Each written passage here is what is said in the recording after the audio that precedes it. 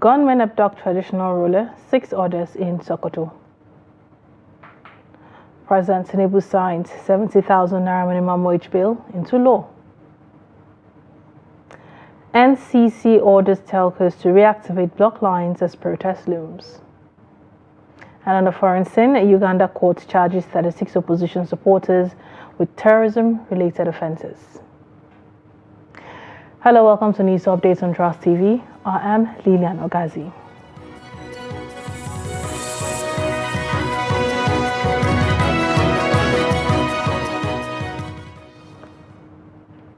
And now to the news. Gunmen have abducted the Sarkin Gobe of Gatawa district, Isa Bawa, and his biological son, Sabon Birin local government area of the state.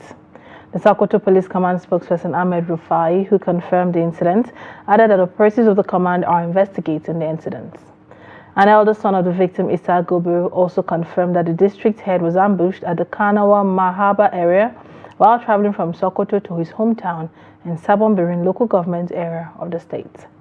Gobe further said the bandits inciting the emir's car shot at the tires of the vehicle, causing the driver to lose control and forcing the car to a sudden stop. According to him, the bandits abducted the district head and his driver, who happened to be his son. Isa therefore appealed to the government to ensure the release of the victims from the abductors' den. Sources in Sabon Birni said the incident had sparked outrage and concern among residents who are calling on authorities to take action. They said an additional 5 persons have been kidnapped in the Sabon Biri area on the day the district head was attacked. Meanwhile, troops of the 151 Battalion of the Nigerian Army conducting counter-terrorism, counter-insurgency operations under the auspices of Operation Hardin Kai and northeast Nigeria have eliminated 8 terrorists in Bulla Marwa, just ahead of Siraja village in Borno State. The troops, in a dawn raid operation conducted in conjunction with Hybrid Civilian Joint Task Force, launched into the terrorist enclave in the early hours of Sunday, July 28, gallantly neutralizing the terrorists in a fierce gun battle.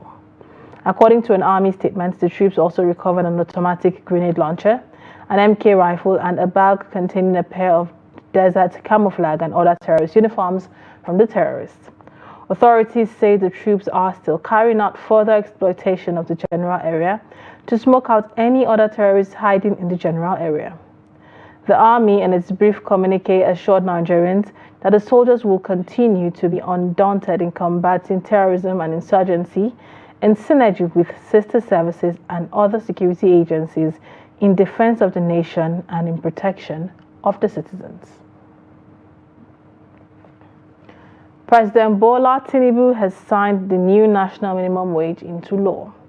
Tinubu performed the ceremony during the meeting of the Federal Executive Council meeting he presided over at the council chambers of the presidential villa Abuja on Monday. The bill was passed expeditiously by both arms of the National Assembly last week.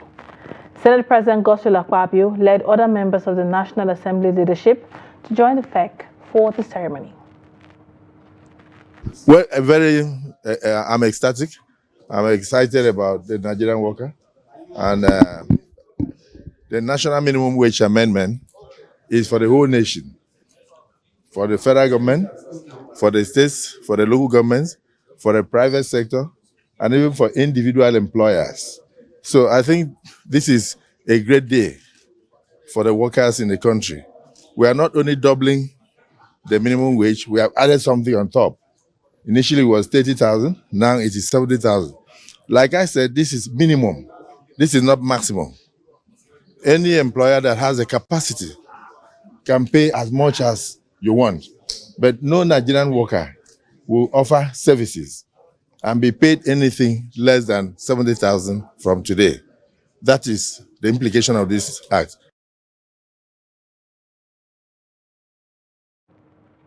Now moving away from that, chaos has ensued at MTN office after a crowd of subscribers whose telephone lines were barred by the network besieged the firm's office. The incident occurred on Monday in one of the MTN's offices located in Iwo Road, Ibadan, or your state capital. According to eyewitnesses, some members of the crowd became violent and threw stones at the building.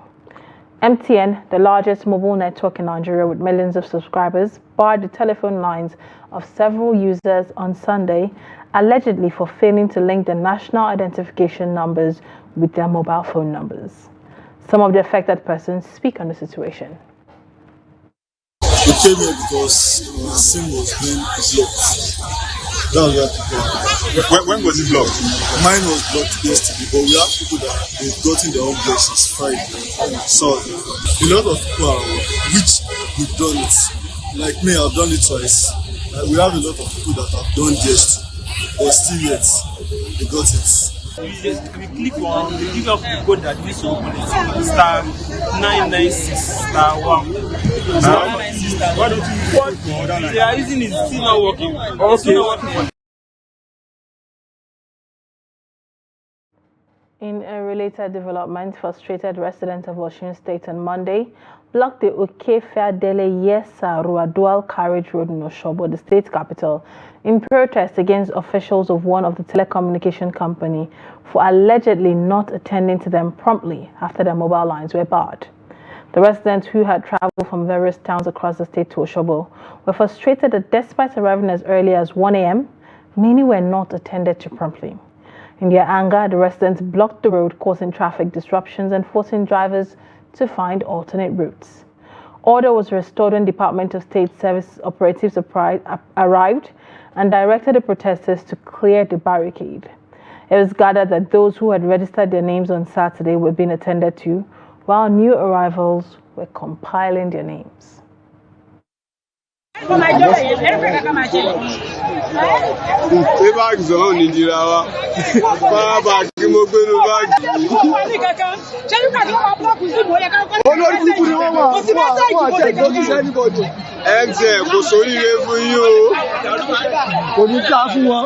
Protest ti bẹ̀rẹ̀ náà nìyẹn, ayé wọn ti padà. Ọdún ti bẹ̀rẹ̀ protest láàárọ̀ ìmọ̀dúkẹ́. Èébí ò ti pa wèrè sí mi láyà sí. Kò ṣiṣẹ́ mọ́, ó kálukọ́ padà. Meanwhile, the Nigerian Communications Commission (NCC) has directed telecommunication companies to reactivate all block lines that are yet to be linked to the national identification numbers. A spokesman for the regulatory body, Ruben Moka, said the order to reactivate the lines was in view of the challenges the blockages have caused. Millions of phone users had their lines blocked over the weekend, with speculations rife that the disconnection of SIM cards was one of the measures of the government to stifle the planned #NBadGovernance protest against hunger and economic hardship, widely publicized by displeased youth and scheduled for August. Human rights lawyer Ewu Olu on Sunday said the government tried to frustrate the protest largely planned online using internet restriction. He also asked the regulator to intervene. In a statement on Monday, the NCC confirmed that indeed lines not linked with NIN were blocked by MTN, Airtel and Globacom and others over the weekend.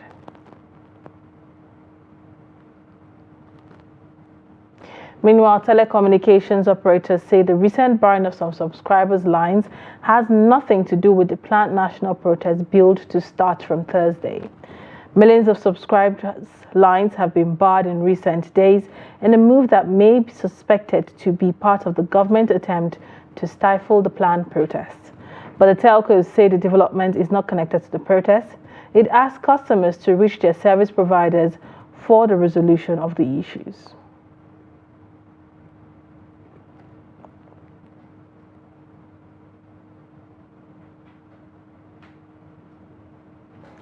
Pro-government protesters on Monday held a counter-rally in Lagos State against the planned August 1st nationwide protest. The planned nationwide protest, tagged "NBadGovernment in Nigeria," is scheduled to hold from August 1st to August 10th, 2024. The organizers, in flyers circulating on social media, are demanding judicial reform, a declaration of a state of emergency on inflation, reopening of the national borders, among others. But the pro-government protesters carrying banners with the inscription "Say No to Protest" expressed their support for President Bola Tinubu's led federal government. The protesters, who came from different parts of the state and converged in the Lagos Island area of the state, called on the youth to shun violent protest.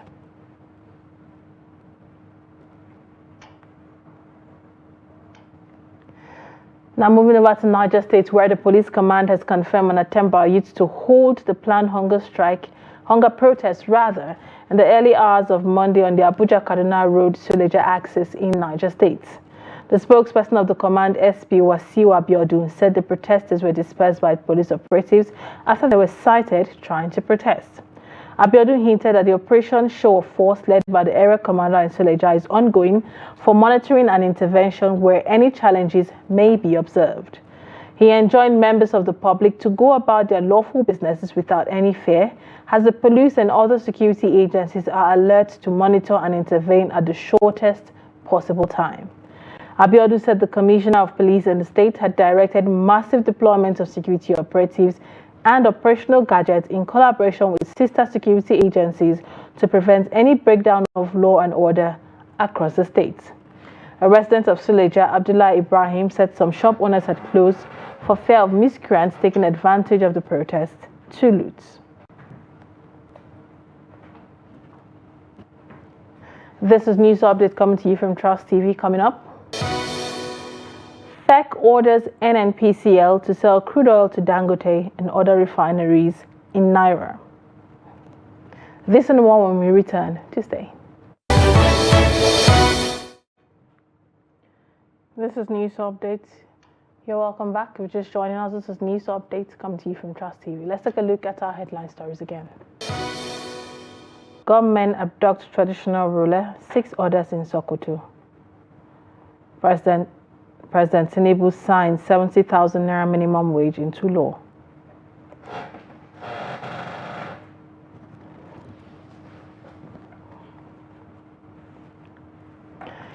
And now moving on. The Inter-Party Advisory Council, IPAC, has kicked against the proposed bill by the Senate to create the so-called Local Government Independent Electoral Commission, saying it is ill-conceived. IPAC further called for the amendment of the Constitution and the Electoral Act to empower the Independent Electoral Commission to conduct all local government polls. IPAC Chairman Yusuf Dantale disclosed this on Monday in Abuja at the 3rd regular quarterly consultative meeting between INEC and political parties. The report. Dantale called for the scrapping of the state's Independent Electoral Commission, saying to restore confidence in the electoral system, INEC should be empowered to conduct all local government elections. The IPAC chairman claimed that the need to cast for the Edo State governorship election and that there is no substitute for free, fair, credible, transparent, inclusive and peaceful poll. He noted that the success of the election, along with that of Ondo, will go a long way in restoring trust that is essential for enduring representative governance in the democratic process. To restore confidence in the electoral system, INEC should be empowered to conduct all local government elections. Politics is local. Citizens must be encouraged to actively participate in the grassroots politics and contribute in nation building, in building a better society. In this vein, IPAC called for the amendment of the Constitution and the Electoral Act to empower INEC to conduct all local government polls. Council rejects the proposed bill by the Senate to create the so-called Local Government Independent Electoral Commission. Earlier in his remarks, the chairman of the Independent National Electoral Commission, INEC, Mahmoud Yakub, outlined the activities for Edo and Ondo governorship elections. As the Edo State governorship election approaches, I wish to remind leaders of political parties of your obligation to submit the list of your agents by uploading the required information, including photographs, to the dedicated portal. This requirement is listed as item 9 on the timetable and schedule of activities for the election, released by the Commission nearly a year ago on 26 September 2023. The Commission chairman reassured the chairmen of political parties that each party fielding candidate in the forthcoming governorship election in Edo State will receive the soft copy of the register on the 20th August 2024, while that of Ondo State will take place on 15th of October 2024. And in business, the Federal Executive Council has directed the National Nigerian National Petroleum Company Limited to sell crude oil to Dangote Refinery and other local refineries in naira and not in United States dollars. The executive chairman of the Federal Inland Revenue Service, Zach Adedeji, disclosed this after a FEC meeting chaired by President Bola Tinubu in Abuja on Monday. He said the measure would reduce the strain on the country's foreign spendings and stabilize the pump price of petrol, diesel, and other products in Nigeria. Adedeji said FEC ordered that the state-owned NNPC immediately begin the full implementation of the directive to boost local production of refined petroleum products in Nigeria. The revenue boss also said the Tinubu's administration ordered that the sale of refined products from Dangote Refinery to oil marketers and distributors be denominated in naira and not in US dollars. Now away from Nigeria, a Ugandan court on Monday charged 36 opposition supporters with terrorism-related offenses after they were deported from neighboring Kenya, where they had traveled to attend a training course. The 30 opposition supporters, who are members of the Forum for Democratic Change, one of Uganda's biggest opposition parties, denied the charges. The lawyer, Arias Lukwago, told reporters outside the magistrate court in Kampala that the charges were ridiculous. The case comes amid protests by young people in both Uganda and Kenya against corruption, high taxes, and other grievances. Kenyan authorities detained and then deported the 36 people after they had traveled to the western Kenyan city of Kisumu on July 23rd to take part in the leadership and governance training course, their lawyer and party officials said. The court's charge sheet accused the 36 people of traveling to Kenya for the purpose of providing or receiving terrorist training. They are now being held at a prison about 50 kilometers northwest of the capital. Opposition critics and human rights campaigners have long accused Museveni's government of using fabricated charges to clamp down on its opponents, an accusation government officials deny. Still on the foreign scene, now moving over to South Africa, where the ruling ANC on Monday expelled its former leader and ex-president Jacob Zuma for leading a rival party into elections following disciplinary proceedings. The African National Congress, which lost its absolute parliamentary majority for the first time in May, largely due to Zuma's defection, said the veteran politician's conduct was irreconcilable with its constitution. ANC Secretary Fikile Mabalula told a press conference that the former president has actively plunged the integrity of the ANC and campaigned to dislodge the ANC from power while claiming that he had not yet served his membership. The ANC's first suspended the scandal-tainted ex-leader in January after he endorsed the newly formed Umkhonto Wesi. MK cut into the ANC's share of votes in the May 29th elections, taking third place with 14.5%. The ANC managed 40% in the May vote, its weakest score since it came to power 3 decades ago to replace the apartheid government. The results forced it to form a coalition government with 9 other parties. And in sport, the Nigerian Football Federation has called for applications from suitably qualified candidates for the vacant position of the coach of under 20-men national team, otherwise known as the Flying Eagles. The public notice as seen on the website of the Federation specifically said candidates must possess at least a CAF B license, must have been in football coaching for at least 5 years, be conversant with Nigeria's domestic game, possesses strong leadership qualities, and be able to communicate effectively in English language. The statement added that candidates must also be upright and transparent in the discharge of their duties, be ready and willing to work with the NFF Technical Department and NFF Technical Subcommittee, must have attained some level of success in coaching in the past 3 years, and be ready to work cordially with the NFF leadership. Applications are invited from all Nigerian coaches, including those working in the diaspora, and it will close at midnight Sunday, 4th August 2024, with a successful candidate expected to be named after a thorough screening process.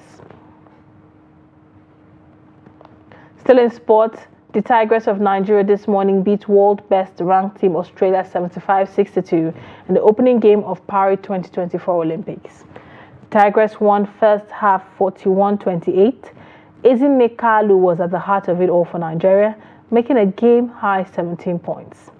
The Tigers trailed 8 points in the first quarter before overturning it. They will play France on August 1st and Canada on August 4th. In Athens 2004, they defeated South Korea in an inconsequential classification game after crashing out. They had lost all 5 games and conceded over 400 points in their group. With that, we've come to the end of News Updates here on Trust TV. Do also follow us across all our social media platforms for more news, for more programs, and for more documentaries. Thanks for watching. I am Lilian Ogazi. Bye for now.